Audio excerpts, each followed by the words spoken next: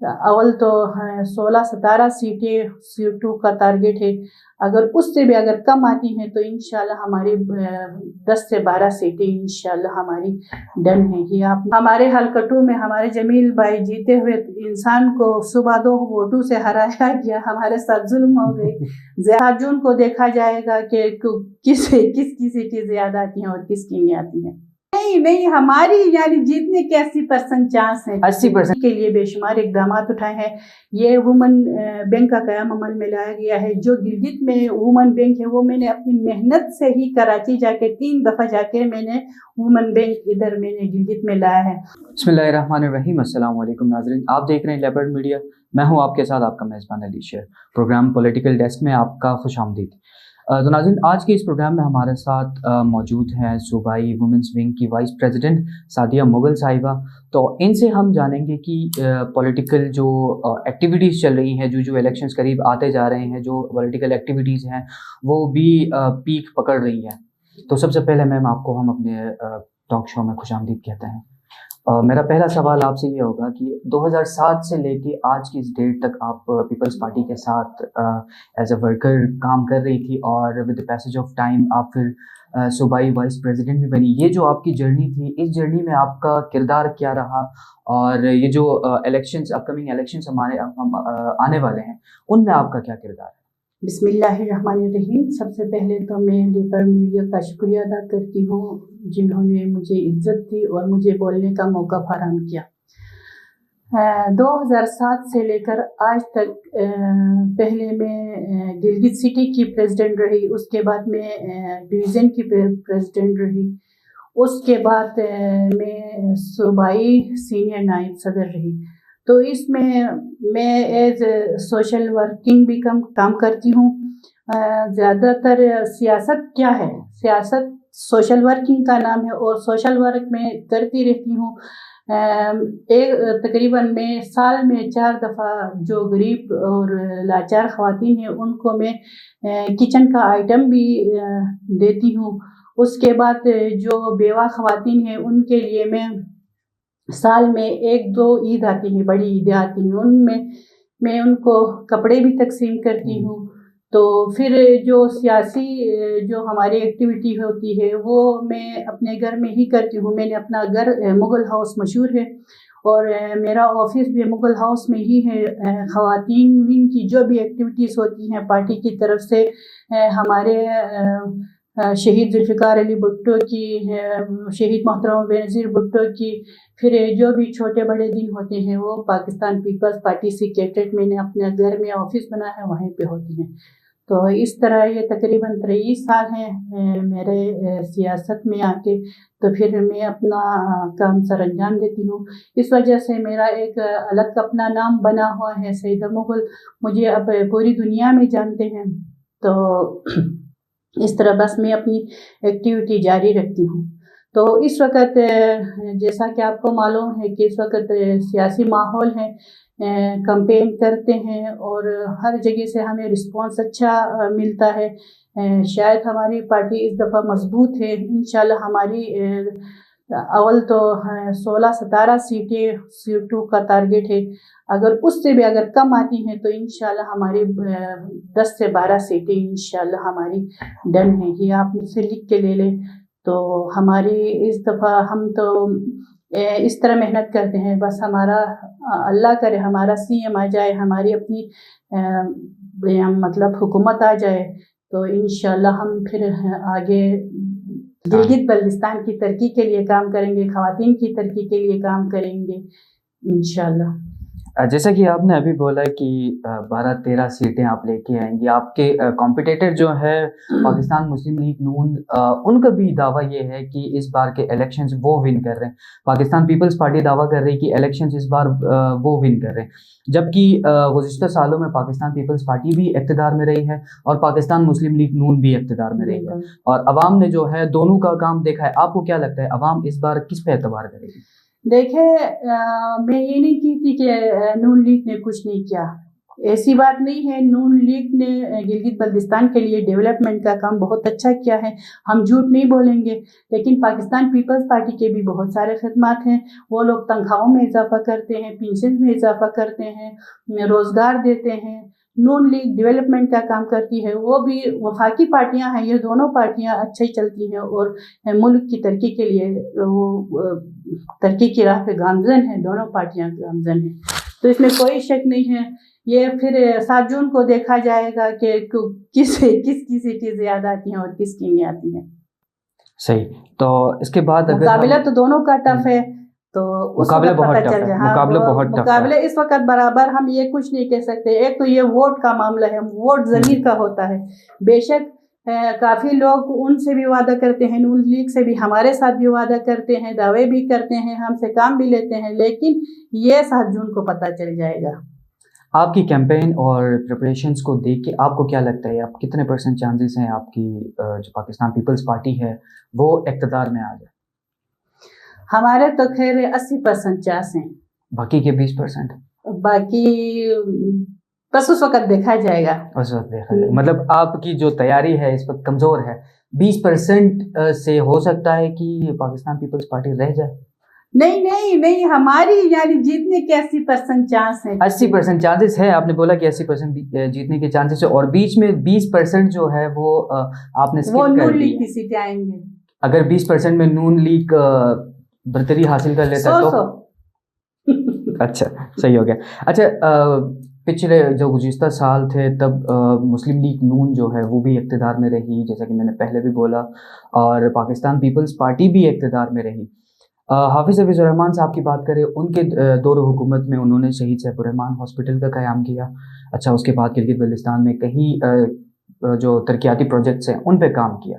Pakistan Peoples party جب حکومت میں تھی یا دور اقتدار جو ان کا چل رہا تھا، تب پاکستان پیپلز پارٹی نے گلگت بلتستان کے لیے کیا کیا؟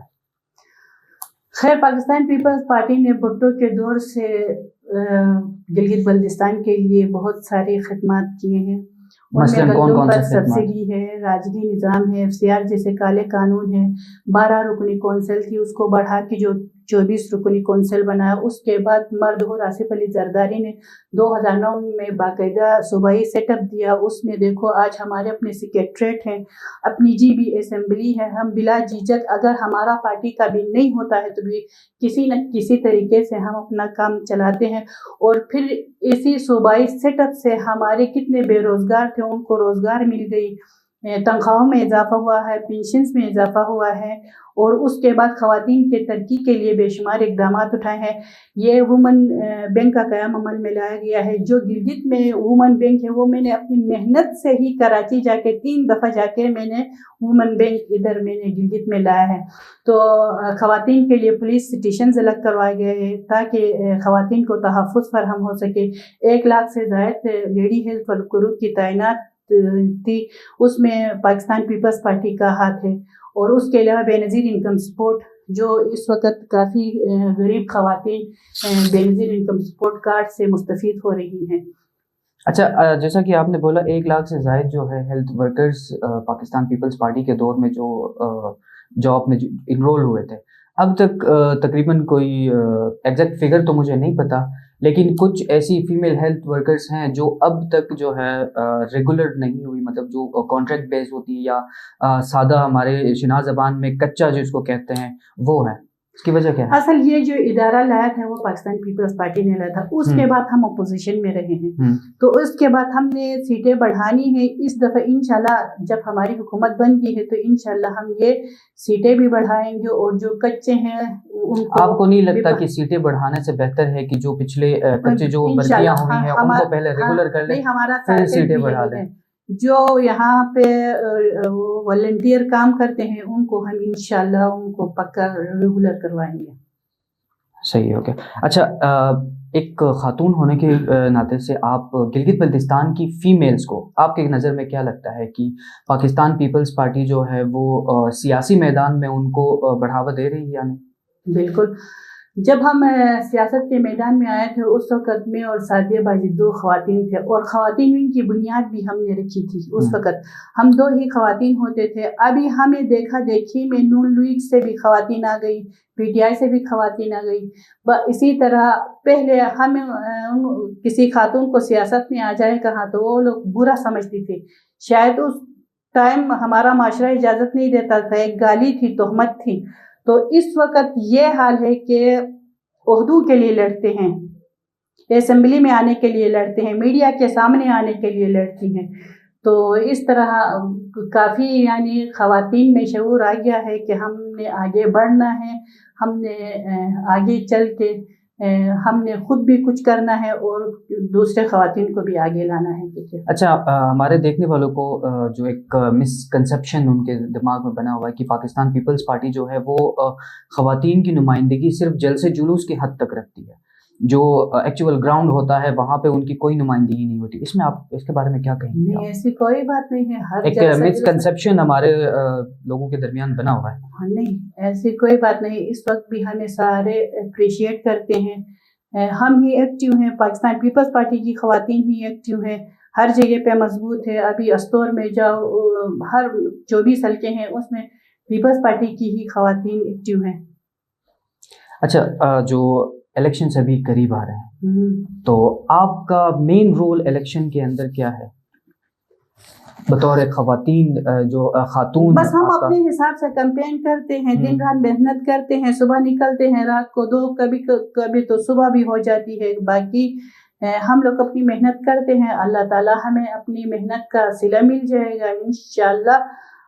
ہم بھی اسی امید سے محنت کرتے ہیں کہ اللہ ہماری پارٹی کا CM آ جائے اور ہمارے کام ہو جائے اور ہمارے گلگت بلتستان کی ترقی کے لیے ہم بھی کام کریں گے۔ اچھا، گلگت بلتستان کے اندر مسائل تو بہت سارے ہیں، اگر پاکستان پیپلز پارٹی اقتدار میں آتی ہے تو پہلا ایسا کون سا مسئلہ ہوگا جس پہ پاکستان پیپلز پارٹی جو ہے وہ کام کرنا شروع کرے گی؟ سب سے پہلے ہم خواتین کے لیے وومن یونیورسٹی لائیں گے یہاں پہ، کیونکہ یہاں پہ ہمارا کو ایجوکیشن چلتی ہے، تو کافی مطلب ادھر چھوٹے موٹے واقعات ہوتے ہیں، تو ہماری کئی بچیاں ماں باپ نے وہاں سے نکالا ہے اور وہ گھروں میں بیٹھی ہوئی ہیں۔ ان کو کنٹینیو رکھنے کے لیے ہم نے وومن یونیورسٹی کا ہم نے آگے بتایا ہے اپنے صوبائی قائدین کو۔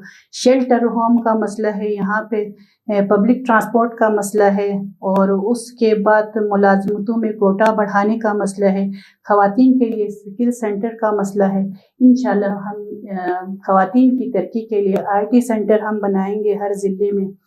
تو اس طرح انشاءاللہ جب ہم آج سے پہلے بھی خواتین کے لیے جو ہے یہ IT سینٹرز اور دیگر جو ڈیولپمنٹ کے نہیں، ایسا کچھ نہیں ہوا ہے، جھوٹ بول کے میں کچھ نہیں بولوں گی، ایسا کچھ نہیں ہوا ہے۔ ابھی حکومت آتی ہے تو انشاءاللہ ہمارے 2 سے 3 سیٹیں آئی تھی، اس میں بھی ہمارے حلقٹو میں ہمارے جمیل بھائی جیتے ہوئے انسان کو صبح 2 ووٹوں سے ہرایا گیا، ہمارے ساتھ ظلم ہو گئی، زیادتی ہو گئی، تو 5 سال عدالتوں کے چکر لگانے پڑے، پھر تقریباً 1.5 سال میں پھر بھی انہوں نے اچھا خاصا کام کیا ہے، تو رہ گئی ہماری 2 سیٹیں۔